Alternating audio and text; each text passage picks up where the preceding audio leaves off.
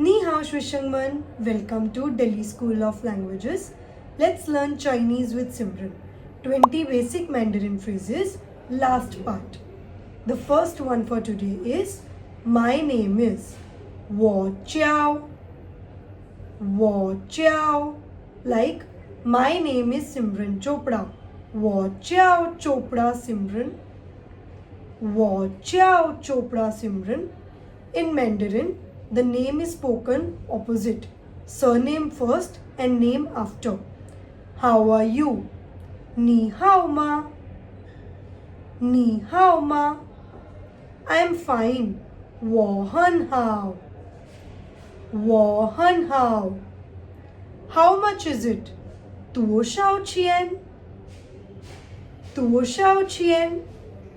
谢谢，再见。